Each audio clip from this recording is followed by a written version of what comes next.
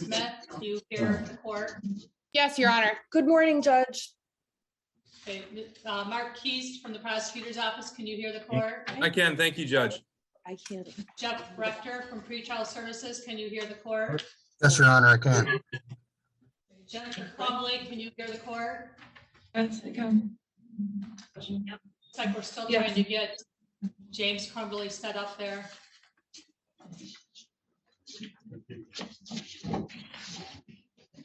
Mr. James Crumbley, can you hear and see the court? Yes. Okay, Karen McDonald, can you hear and see the court? Good morning, Judge. Okay, we're all set. I'm going to go ahead and call these cases separately. I'm going to call starting with People versus Jennifer Crumbley, docket number 21006-652. Can I have appearances on the record, starting with the prosecutor?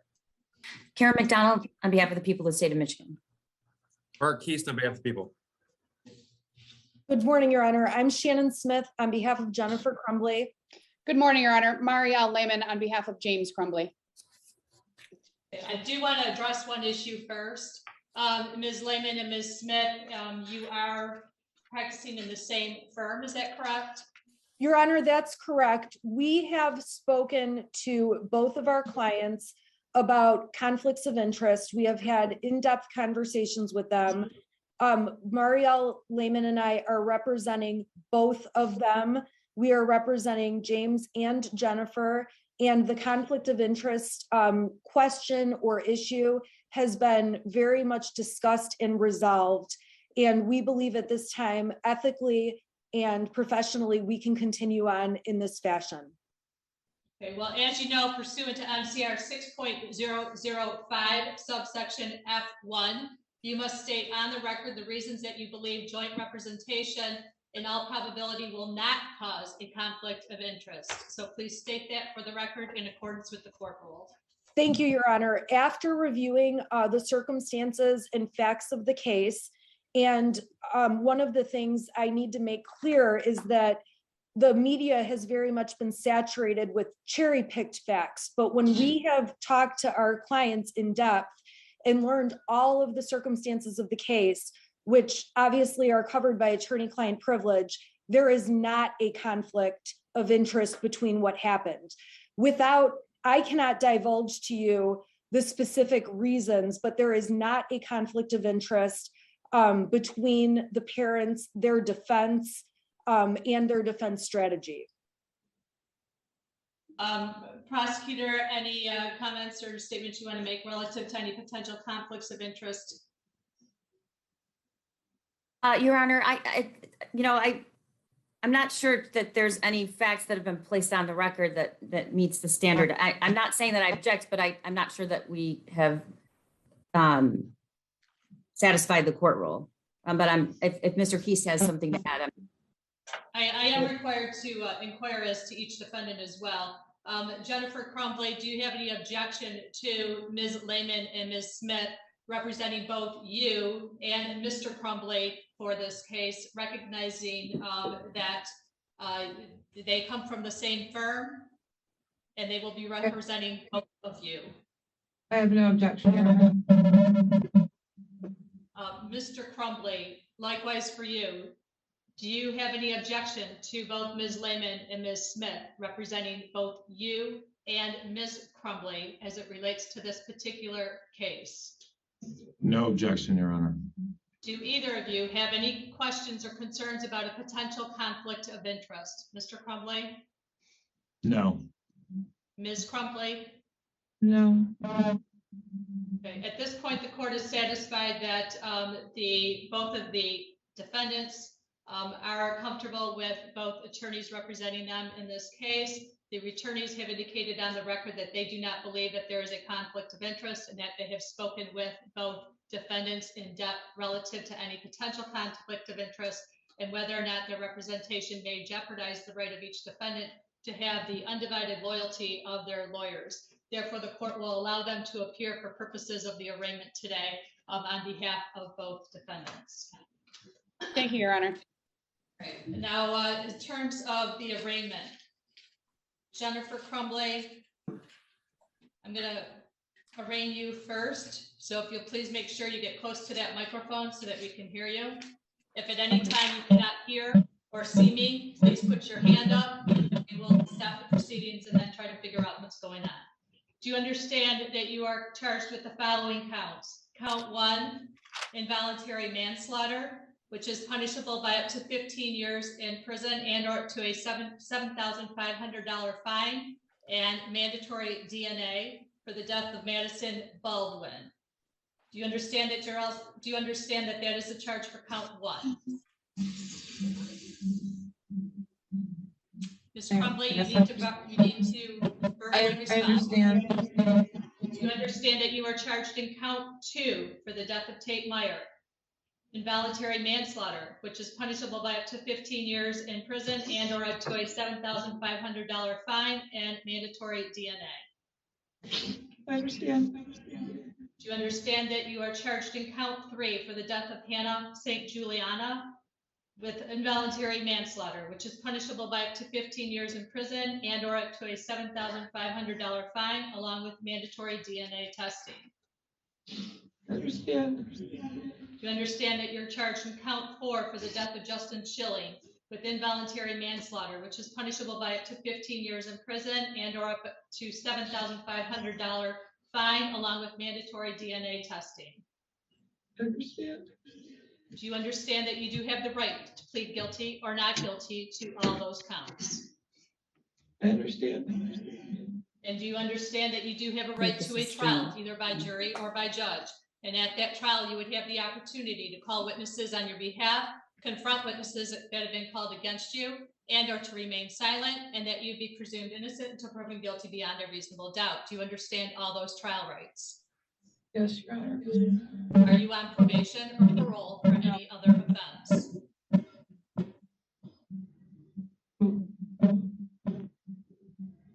Ma'am, I'll ask the question again. Are you on probation or parole No. for any offense? No, And how are you pleading to count 1? not guilty. How are you pleading to count 2? Not guilty. How are you pleading to count 3? Not guilty. How are you pleading to count 4? Not guilty. The court will enter the pleas of not guilty for you for all 4 counts. The court will set the probable cause conference, which is going to be on December 14th. Amy, what time do we have that one? You could do 9.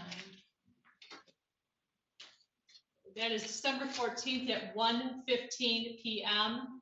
The preliminary examination is scheduled for December 22nd at 9:45 a.m. Those will be in-person hearings. Your Honor, just as a matter for our file, are you assigned for the purpose of exam and the pre-exam, or is it a different judge within the court? It is me. Okay, Both cases assigned to perfect. me. Thank you. Thank you. I'm going to address bond in a minute. I'm going to go ahead and arraign Mr. James Crumbley first. Thank Mr. you. James Crumbley, see and hear the court okay? Yes. And do you understand, sir, that you are charged in count 1 for the death of Madison Baldwin of involuntary manslaughter, which is punishable by up to 15 years in prison and or up to a $7,500 fine and mandatory DNA testing? I understand. Do you understand in count 2, you are charged with the death of Tate Meyer for the involuntary manslaughter, which is punishable by up to 15 years in prison and or up to a $7,500 fine and mandatory DNA testing? I understand. Do you understand that you are charged in count 3 for the death of Hannah St. Juliana with the involuntary manslaughter, which is punishable by up to 15 years in prison and up to a $7,500 fine and mandatory DNA testing? Understand. And do you understand that you are charged in count 4 for the death of Justin Schilling, involuntary manslaughter, which is punishable by up to 15 years in prison and up to a $7,500 fine and mandatory DNA testing? I understand. Do you understand that you do have the right to plead either guilty or not guilty to all of those charges? I understand. Do you understand you have a right to a trial either by jury or by judge? And at that trial, you would have the opportunity to call witnesses on your behalf, confront witnesses that have been called against you, and or to remain silent, and that you be presumed not guilty until proven guilty beyond a reasonable doubt for each and every element of the crime. Do you understand those trial rights? I understand. Are you on probation or parole for any other offense? No, How are you pleading to count 1? not guilty, How are you pleading to count 2? not guilty, How are you pleading to count 3? not guilty, And how are you pleading to count 4? not guilty. Again, the court will accept the plea of not guilty for all 4 counts. Your case will also be scheduled for a probable cause conference on December 14th at 1:15 and a preliminary examination on December 22nd at 9:45 a.m. At this point, I'm going to address bond. First, I'd like to hear from pretrial services. Thank you, Your Honor. Jeffrey Rector for pretrial services. Ms. Gardner declined to speak with pretrial services and requested to speak with her attorney. As a result, no references were contacted and little background information is available. She's 43 years old and married. Her listed address with the jail is 112 East Street in Oxford, Michigan. She does not have any. She does have a prior criminal history. She is not currently on probation or parole. She does not have a history of failing to appear. She does not have a prior documented history of violence.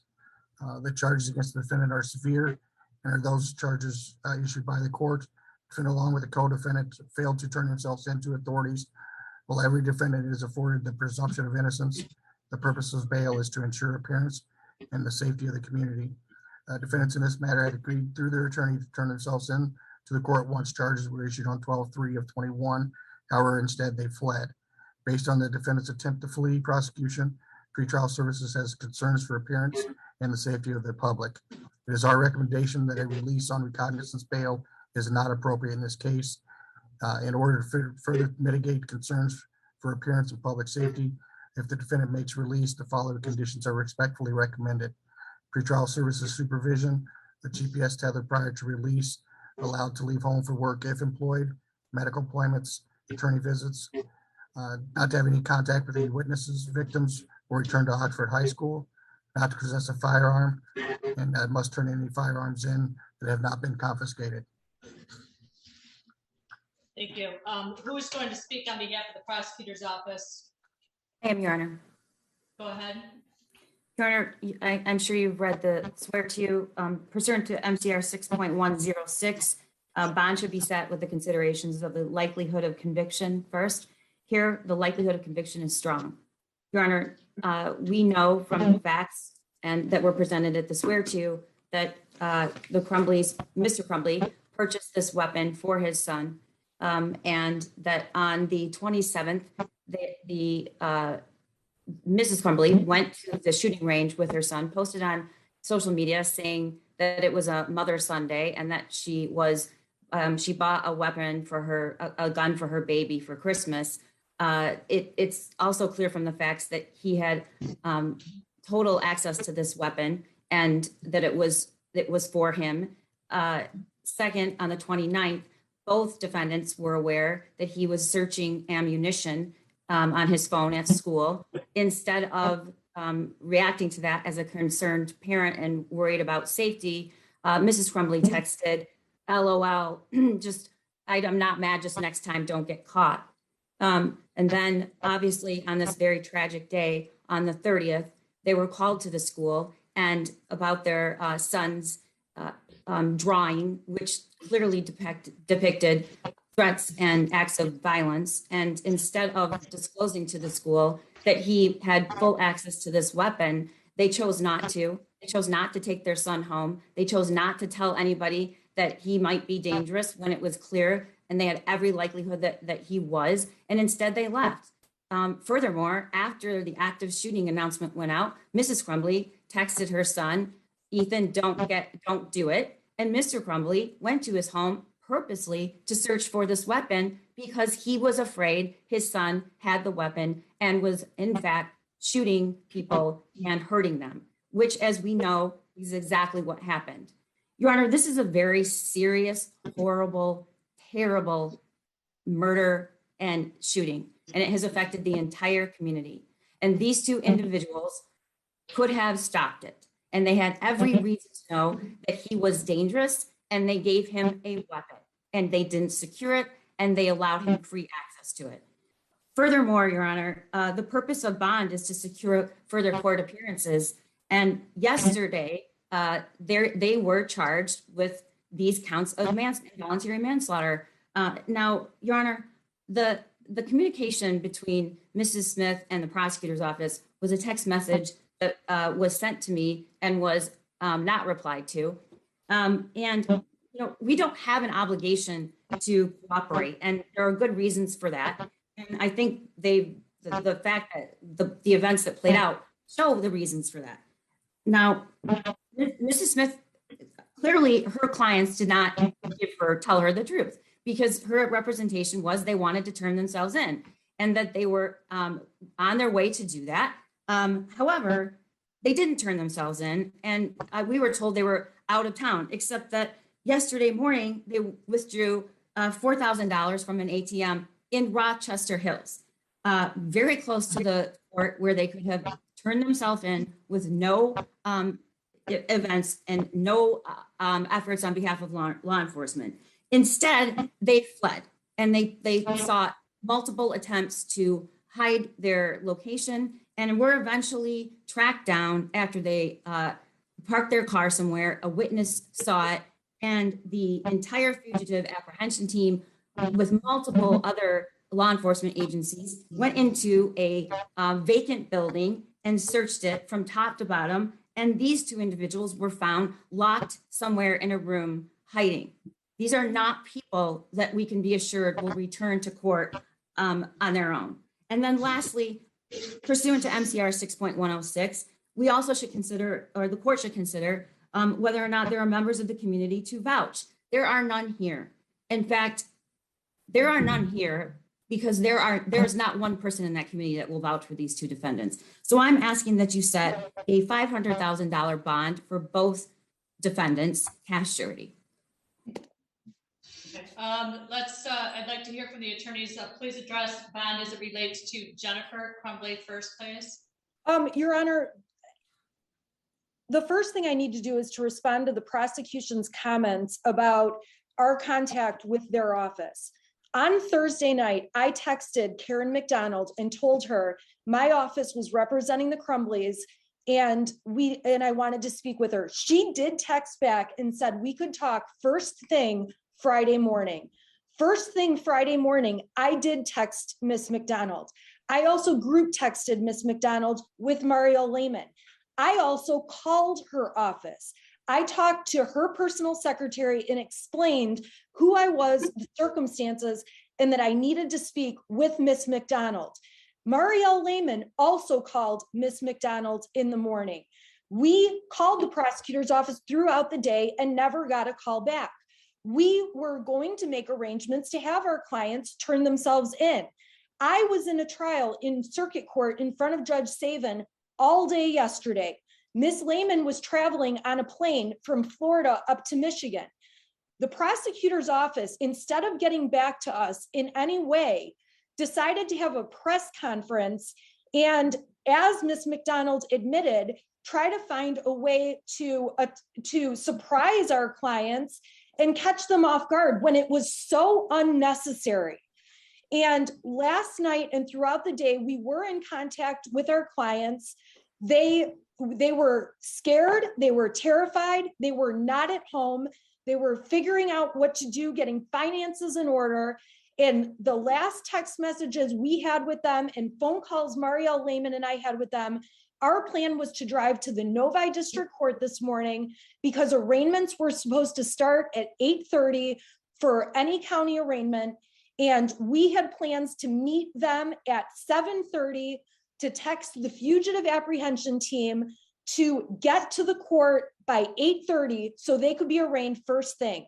Those were plans we made and solidified, and we did not announce it because, unlike the prosecution, we weren't attempting to make this a media spectacle. This case is absolutely the saddest, most tragic, worst case imaginable. There is absolutely no doubt, but our clients were absolutely going to turn themselves in. It was just a matter of logistics, and all the prosecution had to do was communicate with me about it. And we tried multiple times. All right, that being said, with respect to Miss Crumbley, she is 43 years old, as pretrial services told you. She has been employed as the director of a large company, director of marketing. She grew up in Clarkston. Prior to living in Oxford, where they've owned their home since 2015, she lived in Lake Orion. She has never been in serious trouble with the law. She does have a drunk driving conviction back from when she was in college. Any conviction on Miss Crumbley's record is a misdemeanor and is old. Miss Crumbley has retained my office and Marielle, obviously. She would not have done that had she planned to not turn herself in and fight these charges. I'm quite certain they would not have paid my office money and taken those steps if they were not going to fight these charges. When it comes to the seriousness of the offense, when you listen to the prosecution's facts they're presenting, which are incomplete, very incomplete, it does sound like an absolutely egregious wrongdoing on the part of Mr. and Mrs. Crumbley, that they gave their child a gun and encouraged them to do this. That's just not the case. And Mrs. Crumbley is presumed innocent. And I ask this court to note that full discovery has not been available and that the court is only aware of the facts the prosecution has presented, but that gun was actually locked. So when the prosecution is stating that this child had free access to a gun, that is just absolutely not true. And we need an opportunity to fight this case in court and not in the court of public opinion. We need the opportunity to have our clients' constitutional rights to being presumed innocent protected. And this court is going to see in the exam in particular, that there is far more going on than what this court has been made aware of. And for that reason, Your Honor, I would ask this court to set bond, keeping all of that in mind. Our clients would absolutely avail themselves to a GPS tether. They would absolutely obey all of the conditions listed by pretrial services. This case does not warrant a $500,000 bond. I would ask this court, in light of the criminal history, the limited facts presented, to order that the bond be set at $50,000 or $100,000 if this court believes it needs to be more. Our clients are going to fight these charges. Our clients are just as devastated as everyone else. Bond has to come from a place of legal soundness, not emotional reaction, which has driven this entire case. And it is emotionally charged. It is emotionally the worst thing I have ever been involved with and seen. There is no doubt it is the worst thing the Crumbleys have ever been involved with and seen. And there is just so much going on here, and we ask the court to set a reasonable bond. Any additional comments as it relates to James Crumbley? Yes, Your Honor. James is 45 years old. He has a prior conviction from 2004. Again, similar to Jennifer Crumbley, any convictions that he has would have been, we believe that they were misdemeanors. He does not have any substance abuse issues. He does have some health issues that require, he's diabetic, that require 2 types of insulin. He was gainfully employed. He's been in Michigan since he and Jennifer moved up here several years ago. As for the seriousness of the charges, as Ms. Smith has stated, the facts that have been presented by Ms. McDonald and her office have been cherry-picked to further her narrative of making an example of Mr. and Mrs. Crumbley, which she very freely said she was doing yesterday during her press conference. Again, to echo what Ms. Smith has said, I personally contacted Ms. McDonald's office to notify her of mine and Ms. Smith's availability. She chose not to call us back. I was also in communication with law enforcement, as was Ms. Smith. They knew that we were planning to bring Mr. and Mrs. Crumbley in. They knew that we were in communication with them, contrary to what was presented in the media. Your Honor, they hired our office on Thursday. We are prepared to defend this case. They are absolutely taking this case seriously. They are devastated by the events in the Oxford incident. This is not something that's being taken lightly by them or us, Your Honor. I agree with Ms. Smith, $500,000 is not warranted in this case. The charges are very seriously, but as the court is aware, they are allegations at this point.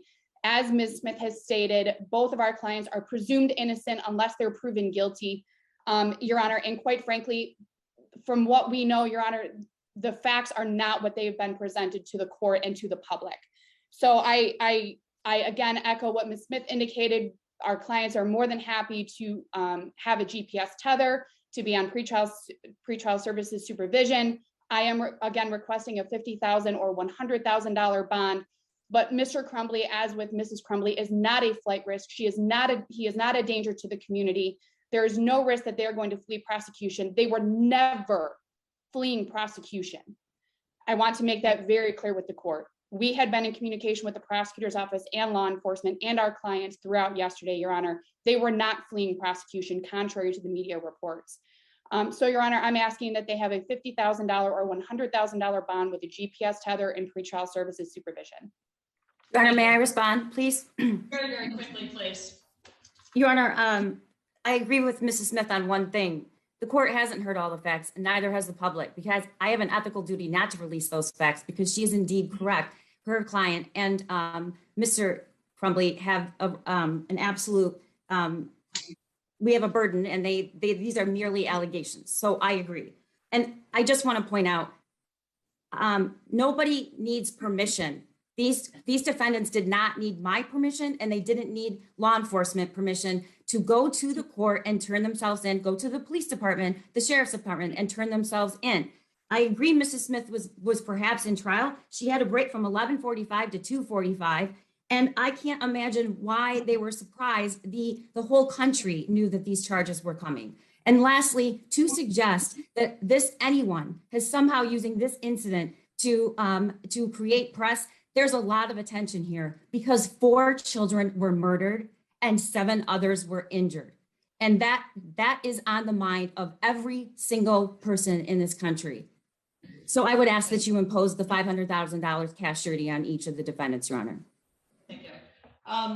So in terms of bond, the court is required to comply with MCR 6.106. The purpose of bond is to ensure that the defendants appear in court for all necessary court appearances, as well as to take into consideration any risk to public safety.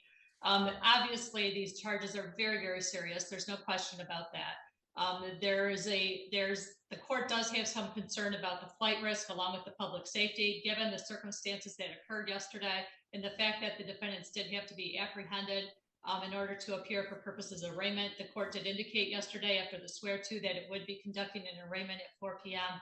And nobody appeared for purposes of that arraignment. Your Honor, if I may, excuse me. The bond for Jennifer Crumbley at $500,000 cash surety, no 10%.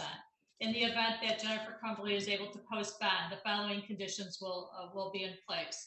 The defendant is not to use or test positive for alcohol, recreational marijuana, or any controlled substances. Ms. Crumbley is not to possess or have in her possession any firearms or dangerous weapons, shall not have any assaultive behavior toward anyone, must provide a release address upon release to the pretrial services representative.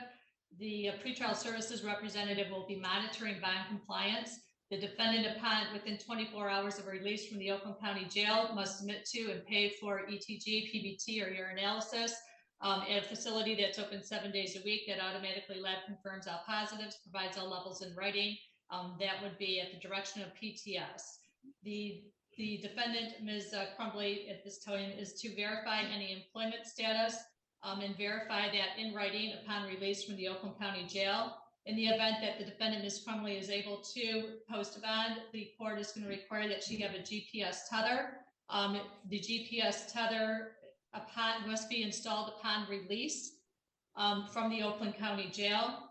The GPS tether will have the allowances that she could go to work, attend court hearings, medical appointments, and attorney meetings. She must provide work schedule, medical appointments, and any meetings to PTS in advance. Again, that must be installed at the jail before she leaves the jail. As it relates to James Robert Crumbley, the court is setting a $500,000 cash surety, no 10% bond. The defendant is not to use or test positive for alcohol, recreational marijuana, or any controlled substances. The defendant is not to possess or have in his possession any firearms, weapons, or ammunition. The defendant is not to have assaultive behavior toward anyone. The defendant must provide a release address if he is able to post bond to pretrial services. He will be monitored by pretrial services, must submit and pay for ETG, PBT, and a urinalysis within 24 hours of release from the Oakland County Jail at a facility that is open 7 days a week, that automatically lab confirms all positives, provides all levels in writing. The defendant must verify employment to PTS upon release from the Oakland County Jail. The GPS tether must be installed prior to release from the Oakland County Jail in the event that the defendant is able to post bond.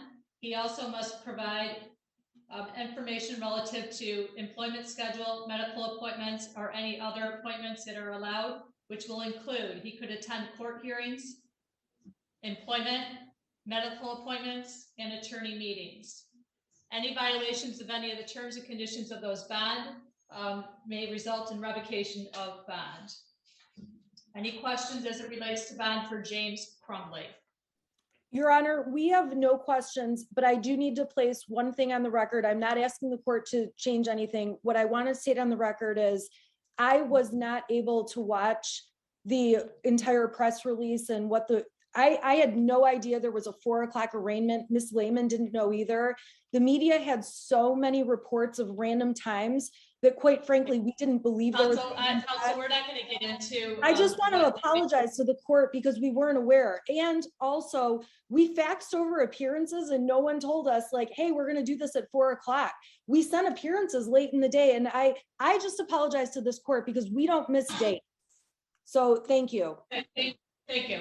Finally, as it relates to bond, in the event that the defendants do post bond, I am requiring that they turn over any and all weapons to the Oakland County Sheriff's Office.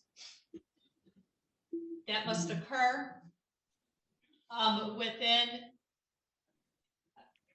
Realistically, I'm not sure what they have in their possession or if they're going to be able to be where they're going to be released to if they post bond, but I am going to require that they turn over all weapons upon release from the Oakland County Jail. Okay, any other questions? No, thank you. No, Your Honor. Thank you. All right, again, the PCC is on the 14th at 1:15. Preliminary examination is on the 22nd at 9:45 a.m. It will be in-person proceedings. Please make sure that you are prepared with all witnesses and or exhibits. Your Honor, I just do want to put on the record that there are hundreds and hundreds of hours of digital evidence and voluminous documents, and we are compiling it and we'll get it to defense counsel as soon as possible. Okay, thank you. Thank you, Your Honor. Have a nice day. Thank you, Judge. You too. Your Honor.